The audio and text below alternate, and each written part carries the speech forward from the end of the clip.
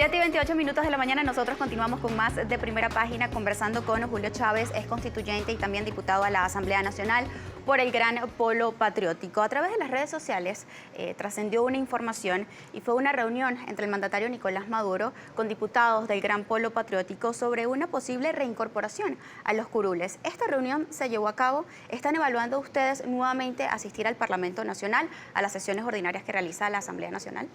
Mira, el presidente de la República siempre nos ha convocado a diálogos, ¿no? Permanentemente nos está consultando y en diferentes momentos hemos estado hablando sobre diferentes temas del país. Creo que a propósito de las discusiones y las mesas de diálogo que por iniciativa del presidente de la República se están dando, ¿no? Tanto en Oslo como en Barbados, ¿no? Y que permanentemente estamos conversando con sectores de la oposición. Nosotros hemos tratado por diferentes formas y mecanismos de mantener, digamos, esa posición de conversar, ¿no? Y de dialogar con estos sectores. El presidente, en efecto, en su oportunidad, nos convocó a diputados del Bloque de la Patria, algunos diputados del Bloque de la Patria, fundamentalmente los coordinadores, ¿no?, territoriales que allí teníamos, para explorar diferentes escenarios, diferentes, posibilidades, porque además nosotros nos estamos preparando para una elección, y tú sabes, ¿no?, y el país sabe. ¿Una elección presidencial? Nos estamos preparando para la elección que corresponde de acuerdo a la Constitución. Nosotros no podemos violentar la Constitución. Y lo que corresponde es que en el 2020 hay que renovar el Poder Legislativo Nacional. Y a eso nos estamos preparando. Y en función de eso el presidente nos convoca para que evaluemos en el territorio las condiciones, las posibilidades, revisar y preparar nuestra organización, nuestra maquinaria, para participar en un evento electoral que corresponde, de acuerdo a la Constitución, como es la elección del Poder Legislativo Nacional, es decir, la Asamblea Nacional. Hay mucha participación a través de nuestra cuenta en Twitter, Primera Página, con la etiqueta Primera Página. Nuestro compañero Halim Naín pues las leerá para todos ustedes. Bien, muchísimas gracias, Sue. El primer comentario que vamos a leer es de Antonio González. Nos dice lo siguiente: ¿para qué sirve una Asamblea Nacional Constituyente que en 2 años no ha elaborado un solo artículo de la nueva Constitución y no ha solucionado un solo problema del país?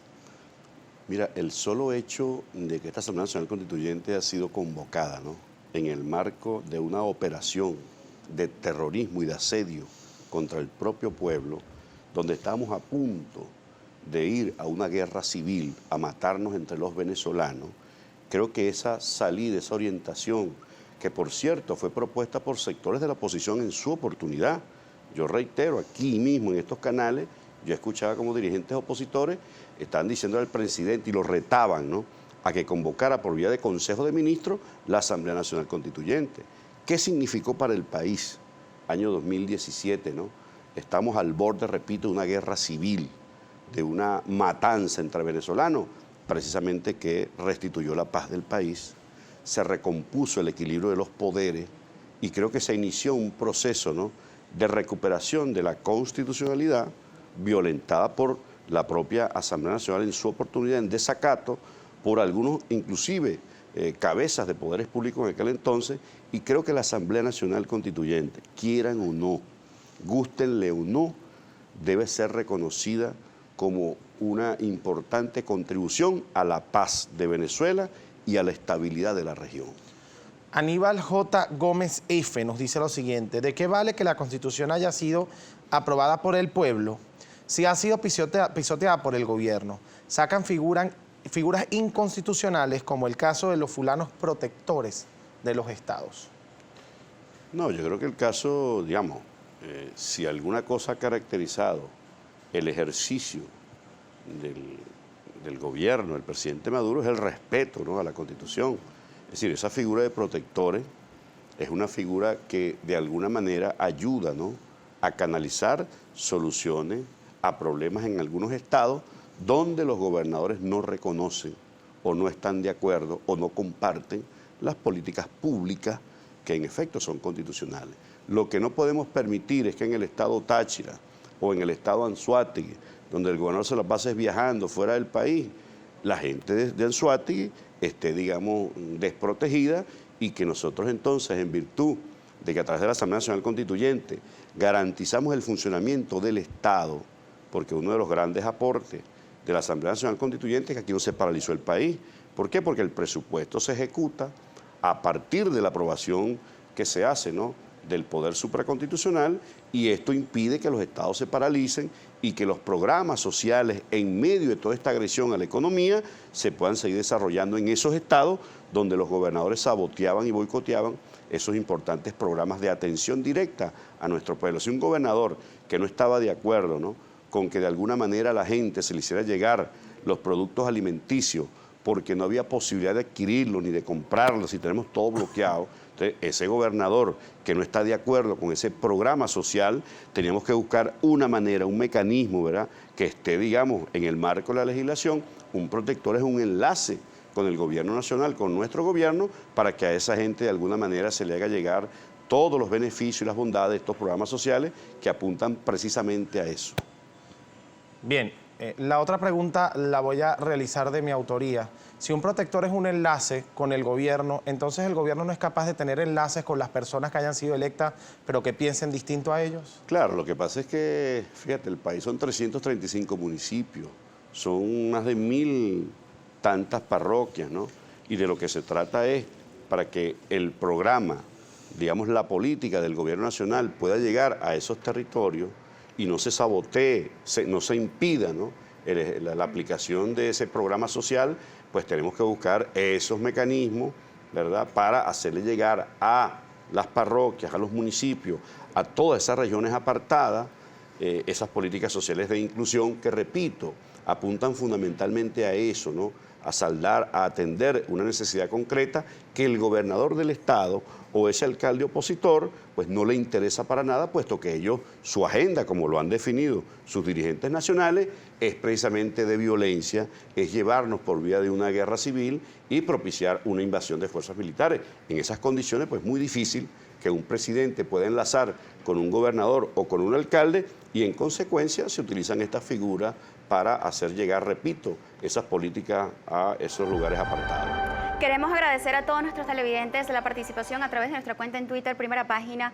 con la etiqueta Primera Página. Usted durante la entrevista ha cuestionado también unas declaraciones que emitió Henry Ramos Ayub, diputado de la Asamblea Nacional, quien también fue presidente del Parlamento, donde indicaba que en 6 meses iban a salir del gobierno de Nicolás Maduro. Pero ¿qué diferencia tiene a lo dicho por adeptos al oficialismo nacional, por el Partido Socialista Unido de Venezuela, donde indican que la derecha no va a volver a Miraflores? ¿No es lo mismo? Bueno, pero fíjate que nosotros cuando decimos que esa derecha que ha intentado llegar a Miraflores por la vía violenta, matando, asesinando gente, haciendo solicitudes a la llamada comunidad internacional para que invadan nuestro país, haciendo alianzas con el gobierno, con el narcogobierno del presidente colombiano Iván Duque, donde, por cierto, en la ciudad de Cúcuta, denunciamos nosotros, ha abierto operaciones una empresa británica-israelí que se dedica precisamente a una empresa privada, ¿no?, de guerra, que presta sus servicios en Irak, en el Medio Oriente, que abrió sus puertas en Cúcuta, que está contratando exfuncionarios, por cierto, exmilitares venezolanos, en algunos casos desertores, expolicías colombianos, está armando todo un contingente, y ya se están viendo algunas de estas acciones en territorio venezolano, estimuladas precisamente por este narcogobierno del presidente Duque. Bueno, si esos venezolanos, ¿no?, si esas personas están de acuerdo en llevarnos por el camino de la guerra, que nos matemos los venezolanos, yo creo que nosotros tenemos que ponerle un parado a eso, y es lo que estamos propiciando de la Asamblea Nacional Constituyente. Es decir, el aporte que ha hecho la Asamblea Nacional Constituyente, más allá de evitar la paralización del país, más allá de restituir el equilibrio entre los poderes, más allá de propiciar el que el 74% del presupuesto se destine, ¿no?, a los sectores más vulnerables, a las víctimas de la agresión, de la guerra económica, de todo este bloqueo criminal que esos sectores piden, ¿no?, claman de que se bloquee la economía del país, que se persiga financieramente a la República. Yo creo que definitivamente esos sectores no están apostando a la paz y en definitiva pues estamos en el deber de proteger al pueblo venezolano. Usted me indica que destinan un gran porcentaje del presupuesto de la nación, 74.2% del presupuesto de la nación para los programas sociales y para atender a los venezolanos. Pero ¿cómo se puede interpretar entonces? La FAO el pasado fin de semana emitió unas cifras alarmantes, no solo para los venezolanos, sino también para la comunidad internacional, porque indica que más de 21,1% de los venezolanos tienen inseguridad alimentaria, que esto se podría interpretar en hambre. Según el último informe del Sendas correspondiente a este mes de junio, un trabajador requiere aproximadamente de 65,5 salarios mínimos para poder cubrir la canasta alimentaria. Entonces, ¿hay corrupción dentro del gobierno? Que no llega este dinero destinado al presupuesto de la nación a la población venezolana. Pero fíjate, recuerda una cosa, ¿no? Nosotros estamos haciendo todos los esfuerzos para que el presupuesto de la nación, en su mayoría, un 74.2%, vaya a todos estos programas sociales, ¿no? A pesar de que nos han bloqueado todas las cuentas, a pesar de que no le permiten operaciones y transacciones financieras internacionales a PDVSA, no nos permiten vender, no nos permiten comprar alimentos, ¿no? Pero a pesar de todo eso, de todo lo que aspira la oposición de Venezuela, de someter a esta situación al pueblo venezolano, a ellos les contenta y les alegra esa cifra que tú has dicho sobre el tema de la inseguridad alimentaria, ¿no? Claro, a ellos les alegra porque es el resultado de lo que ellos han exigido a sus aliados internacionales. ¿Y qué ha hecho el gobierno? Bueno, el gobierno lo que ha hecho es lo que corresponde, hacer los incrementos de sueldo, ¿verdad? 16, Pero el venezolano no tiene poder adquisitivo. Claro, pero escúchate, ¿no? Escucha, claro, 30 veces hemos incrementado el salario a los trabajadores, pero no solamente eso, sino que a muchas de esas empresas privadas, ¿verdad?, se les ha pagado el diferencial de la nómina para que no tengan la excusa de abultar o incrementar los precios o especular con los precios de productos que ellos fabrican. Acuérdate que el 60%, el 70% de la economía del país la controla el sector privado, un sector que históricamente recibió divisas preferenciales como todos los venezolanos saben. Pero ¿qué hicieron con esas divisas? Los que tenían la posibilidad de importar, etcétera. ¿Tú te acuerdas del caso de Empresas Polar, por ejemplo? Que él solicitaba dólares preferenciales para pagarle a sus acreedores, a los deudores en Estados Unidos, y resulta que el presidente de esas empresas a la que Lorenzo Mendoza le debía, él mismo era el presidente de esa empresa, ¿no? Es decir, que el culpable de la situación es la empresa privada. No, pero hay sectores de la oposición que han clamado, que han pedido, como Julio Borges, como Ramos Alup, como Carlos Vecchio, como Ledesma, que bloqueen al país. Y han hecho, a partir de la exigencia del decreto del presidente Obama y ratificado el presidente Trump, que todas las empresas que fabricaban medicamentos en el país se vayan del país. Fue una exigencia que les hicieron la oposición venezolana, esa oposición, ¿no?, que está convocando precisamente a estos actos de terrorismo, como lo hemos venido denunciando y como el pueblo venezolano sabe, es la misma que está pidiendo que se bloqueen las cuentas, que no se puedan adquirir alimentos. Pero es responsabilidad del gobierno, dentro de la Constitución de la República Bolivariana de Venezuela, diputado, reza que el gobierno nacional es el responsable de garantizar los derechos humanos de los venezolanos, no solo el derecho a la alimentación, sino también a la salud. Entonces, ¿dónde queda el venezolano actualmente? Pero fíjate, o sea, tú no puedes desconocer, tú no puedes desconocer los esfuerzos que ha hecho el gobierno, ¿verdad?, a pesar de la dura situación por la cual atravesamos. Si la gente cree que es falso, ¿no?, de que las 14 grandes transnacionales farmacéuticas se han ido del país, vayan y revisen. Es decir, le han pedido, el decreto del presidente Obama le ha pedido a esas empresas que no le vendan un solo medicamento al país. ¿El gobierno ha apoyado la producción nacional? Y me refiero a esto también con la fábrica de medicamentos, quizás, también de alimentos. Claro, estamos haciendo esfuerzos porque ese sector privado que tenía esa responsabilidad, que recibió todas las divisas preferenciales, ¿no?, para traer los principios activos, para traer las moléculas esenciales y fabricar medicamentos, recibieron esas divisas preferenciales y se fueron del país. Todas se fueron del país, sube.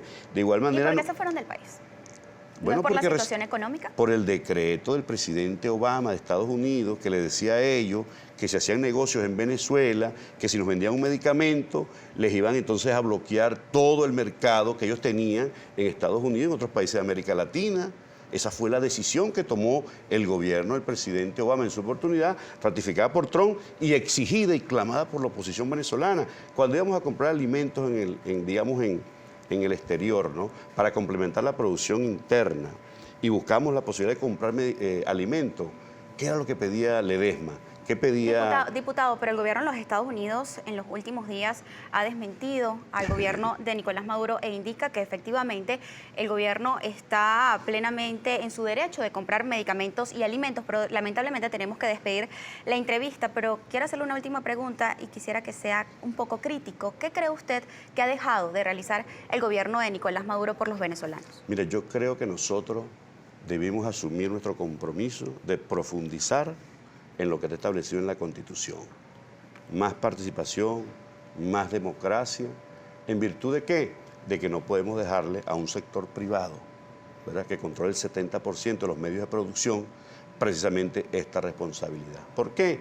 Porque se sumaron a todo el boicot, a toda esta conspiración y se fueron del país recibiendo ¿qué? Instrucciones establecidas en el decreto del presidente Obama y ratificado por Trump. ¿Qué debimos hacer nosotros? Asumir el control de los medios de producción. No dejarle al sector privado esa responsabilidad, porque fíjense en las condiciones en que dejaron precisamente la posibilidad de suministrar alimentos a la población venezolana. Estábamos conversando con Julio Chávez, constituyente y también diputado a la Asamblea Nacional por el Gran Polo Patriótico. Gracias a ustedes por su sintonía. Nos corresponde realizar una nueva pausa comercial, pero no se aparte porque en breve continuamos con más.